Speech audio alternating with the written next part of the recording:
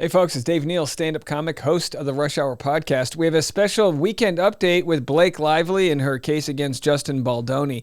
So much to get into, we couldn't possibly wait till Monday. New information coming out after Blake's deposition that it was held by Brian Friedman himself. Blake had 8 attorneys there. I mean, that's a whole rec softball league. And she had her sister there, but no Taylor Swift. We've also got information that Blake Lively, as you can see by the lower third here, has new lies exposed as her lawyer accused Brian Friedman of being part of, if not the sort of centerpiece of a untraceable smear campaign. Accuses Brian Friedman of calling her the B word, although we have evidence that absolutely refutes those claims. We're going to dive into all of this right now. And then I've got Nick Viall, friend of Ryan Reynolds, leaving out some critical information on his podcast. I wanted to play what they had to say and give my thoughts on that. So first, this is taken from courthousenews.com. Blake Lively's attorney Michael Gottlieb of Wilkie Farr and Gallagher pointed to past comments from Brian Friedman, quoting him as saying Lively has a reputation for being a bitch. Again, no lies detected, and is a narcissist who cannot accept how she has behaved. Again, that's in quotes. These are the things Mr. Friedman says when he goes on his clients' shows, Gottlieb said, arguing in support of the subpoenas. Gottlieb added that it is a misrepresentation to suggest that no agreements were made between Brian Friedman and his content creator clients.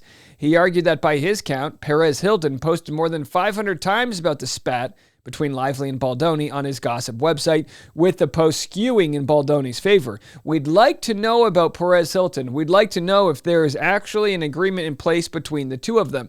Again, this doesn't take into account the other 106 content creators they targeted, thinking there was a smear campaign when there's been no evidence of such.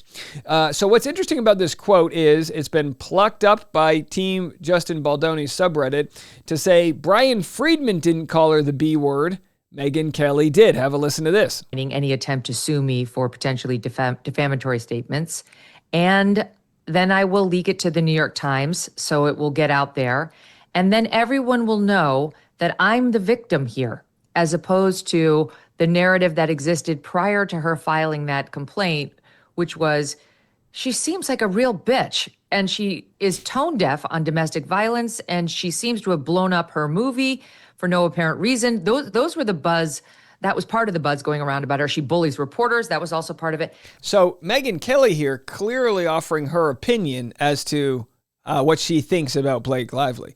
Megyn Kelly made no mistakes when she was interviewed at that Time Gala that Blake Lively also shared the red carpet of, saying she's commandeering this movie set, making false allegations in order to get final edit, maybe get control of the rights of the films. She's rewriting history here with no evidence to support her claims. That's what Megyn Kelly's saying. Very dangerous. This isn't this is Blake Lively's own attorney giving quotes to a Brian Friedman statement that he did not make. Very dangerous stuff right there. So before I get to Nick Viall and what he had to say about Blake Lively, here we have information coming from Daily Mail as to who was in the deposition room. Blake Lively arrived for a deposition in New York with the full Team Blake, her sister and best friend Robin, husband Ryan Reynolds, and 8 lawyers. So I guess Taylor Swift no longer part of the friend group, maybe not by Blake Lively's doing. Seems more like that's from Taylor Swift. The actress, 37, gave evidence under oath as she prepares for a legal showdown with one-time co-star Justin Baldoni, who she says harassed her while they were making the film. She also claims that his PR team then smeared her online. There was no sign of one-time bestie Taylor Swift, and it's thought that the two women have not spoken in months, with Swift appalled at being dragged into the legal mess and angry over being asked to surrender text messages with Blake. And of course, the accusation that Blake was extorting her, saying, if you don't side with me publicly, I'll release this, whatever. They were very close with the pop star, confirmed as godmother to 3 of her children, so they continue. A source close to the deposition says that her older half-sister, Robin, an actress, and Deadpool husband, Ryan Reynolds, were with her when she came into the building. They were not with her in the room when she gave evidence over the course of a long day. She wore black jeans, a black waistcoat, and a pale blue fluffy cardigan for the examination by Baldoni's feared lawyer, Brian Friedman. Witnesses in the building say Blake cut a confident figure as she entered the offices of her lawyers, Wilkie Farr Gallagher, at the AXA building on 7th Avenue. So there's your update there. And then we have, more, commentary on whether or not Justin Baldoni's attorney actually calls her the B word, which again, pretty evident that that's just not what happened. And facts matter here, folks. Facts matter so much I wanted to share this clip. And again, I mean no harm towards Nick Viall or his guest, Elizabeth Wagmeister. I just thought there was a little more left to the conversation. As you guys know, Nick kind of bowed out from covering this case after initially siding with Blake Lively. And I don't care what side people have, as long as there's a discussion to get down to the truth of the matter here. And I'll interject at any moment where I feel like there's a little meat left on the bone. Have a listen. The biggest takeaway right now is, for all purposes, like, this thing is moving full steam ahead and is going to court as of now. When this all started in December, I said this on air. I said this to anyone I spoke to. I said, this is never going to court. To trial, which, by the way, just about everyone said there's no way this goes to trial. Most times these things settle beforehand, absolutely. But in most cases, it's not with celebrities and their images. In most cases, it doesn't go to trial because it's so expensive that you wouldn't possibly want to take it that far. But what's more expensive than this trial is their livelihood and their ability to make a lot of money. Ever. Now, I don't think that they intended for this to go to court. Agreed. I think that when Blake Lively filed her CRD, I don't believe that she anticipated that this was something that would blow up in the way that it did and would actually go to trial. But now that we are here, for this to not go to court, they have to settle. And for this to settle, that means that somebody essentially has to admit wrongdoing. And I don't see that happening with the egos involved.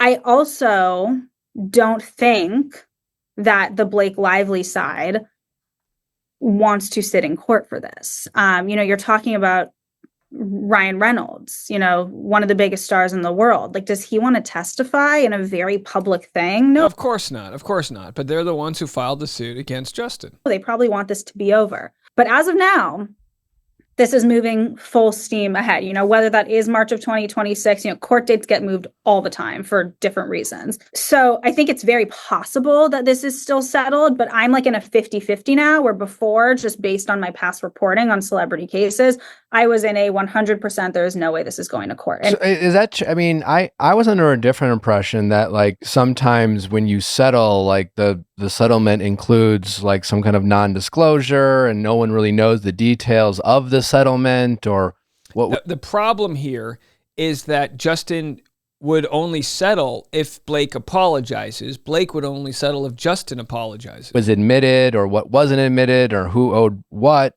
But yeah, why is that? Why are you under the impression that someone has to, publicly admit fault?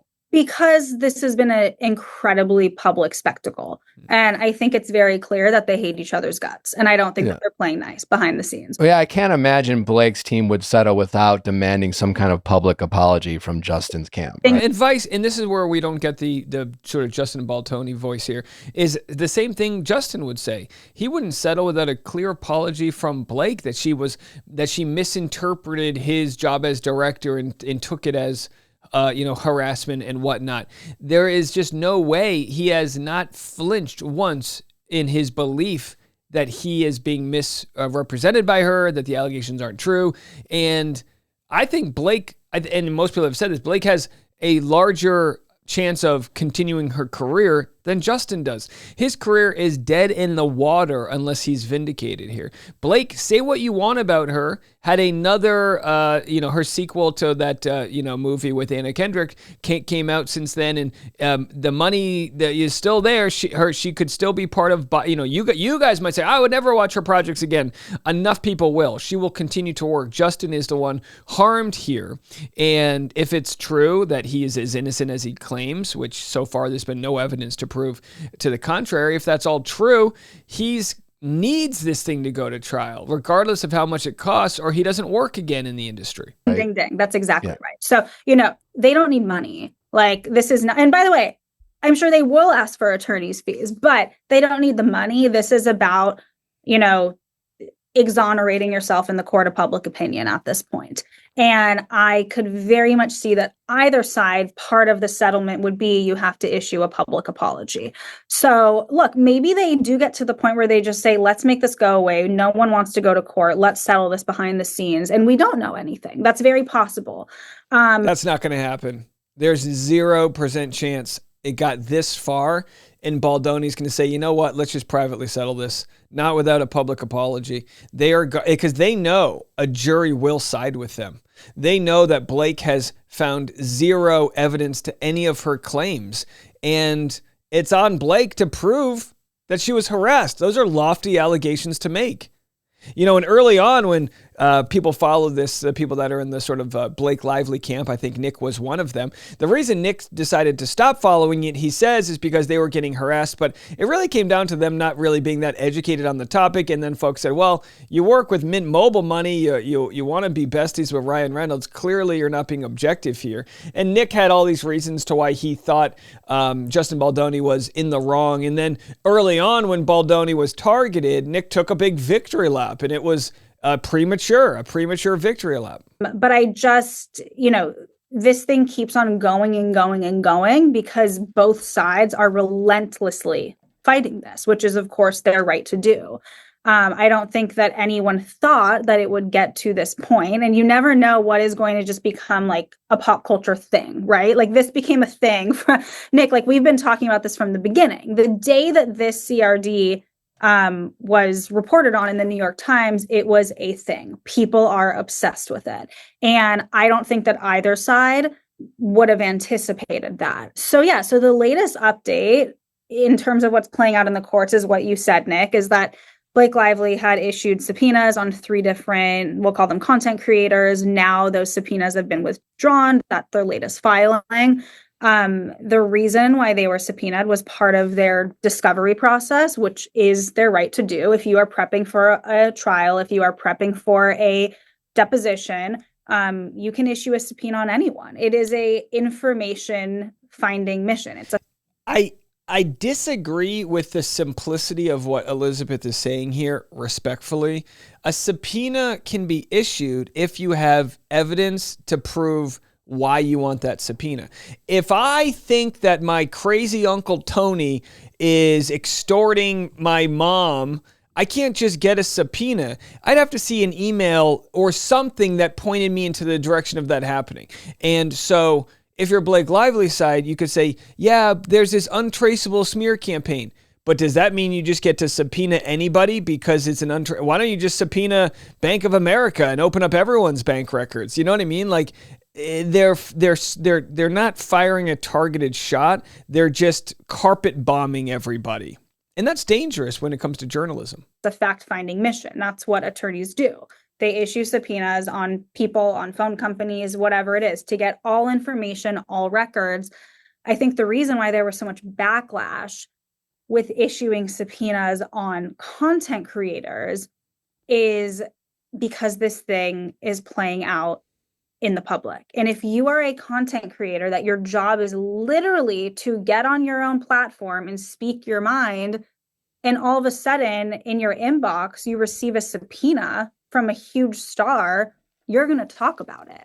So, all of these content creators have spoken out very harshly against this, saying that it's a breach of privacy and, it's against their rights as, I think they've called themselves journalists. They're, content creators. But and by the way, this is a little bit of new media versus old media. So Elizabeth Wagmeister, I think she works for CNN and Variety, and look, she's well established. So she says content creators call themselves journalists.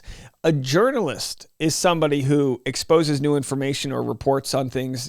There's plenty of aspects to what journalism is. You can be a journalist on one day and then a content creator the next day, like me. With this case, I haven't broken any news. I'm not a journalist. I'm really a commentator. But on the Laura Owens case, I became a journalist when I was providing information that ended up making me a witness in a state trial, as the state of Arizona has charged Laura Owens with 7 felonies. My point being is that you got to be careful. And I'm not saying Elizabeth is being flippant here, but by saying they call themselves journalists, it's like in the new age we live in, a journalist is someone who records a cop police brutality. That becomes a journalist. They have the right to record. They have the right to share that news. You don't have to just be like some sort of like blessed by the powers that be that you work for mainstream media. And I think there is a little bit of a snubbing that mainstream media has on these journalists. But take without a crystal ball. Take Katie, for example, right? She's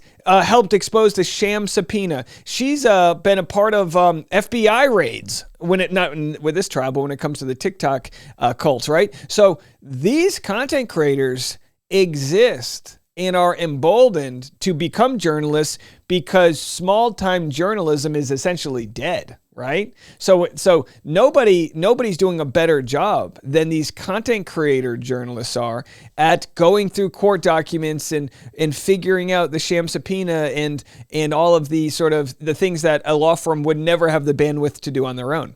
Whatever it is, but it's just messy. Yeah. Aren't there's other content creators that are still being subpoenaed, correct, though? That is what the lawyers have said, that just because these three weren't doesn't mean that others won't be. So that's why I say this is moving full steam ahead, because they still are very much in the because like wasn't like there's other like bigger public profile names that have also been subpoenaed, not just like these micro influencers. Right. Yeah, no, this is the discovery process. And, whether you like it or not, whether you think it's fair or not, this is quite literally the lawyers' jobs, is to find all the information that they can. And if Blake Lively's lawyers believe that Justin Baldoni's team had leaked unsavory pieces of information or lies or whatever it is about her to content creators, which Justin Baldoni's team denies. But if that's what Blake Lively's team is alleging, which they have, that's what this whole thing is about. Like you said, Nick, it's the sexual harassment claims, but it's really the retaliation claims. What's confusing to me is if Blake Lively's side alleges a smear campaign, they should be subpoenaing for the bank records of anyone on Baldoni's side, not the content creators. And by that I mean, well, look, we've heard from many lawyers that are frankly saying these subpoenas are whack. They're fishing expeditions. There's no proof. If Tag or any of these PR people had a list of content creators, then I could imagine you saying, well, we're going to subpoena them because you were all on this list. You must be on the payroll. But they don't have that. There's just a list of several content creators that emailed Tag just for press inquiries, which is super common. So there's your update. I watched that yesterday and on the patreon.com/Dave Neal. And I felt like there was just like, I felt like Elizabeth did a pretty good job of presenting the sort of like 10,000 foot perspective of what's going on. But because Nick isn't following it that closely, I don't think they understand the grave concerns that the podcasters have, right? So our good friend Lauren Nighty, Lauren Nighty, God bless, I'm dyslexic here. Our good friend Lauren Nighty is getting a lot of press right now because she tried to get a protective order against Blake Lively. And then the people that don't know the story are like, oh, how rich that she, that the podcaster wants a protective order. And it's like, you can't take the heat, get out of the kitchen. But it's like, do you understand why Lauren wants a protective order? Because Blake Lively's coming after in an invasive overreach of all of her private information. So there's your update. If you enjoyed this content and you want to follow the other stuff we're following, I've got an update on the Candace Owens trial. She's being sued for defamation. We'll be going live tonight, 10 p.m. East Coast. It's going to be a wild one. I'm going to be reading the entire defamation lawsuit. It's going to be wild. You got to read these things to know what you're getting into. And I find it fascinating as we talk about defamation, First Amendment rights, smear campaigns, and all of that. So stick around for that this afternoon. We'll see you later. I'm Dave. This is The Rush.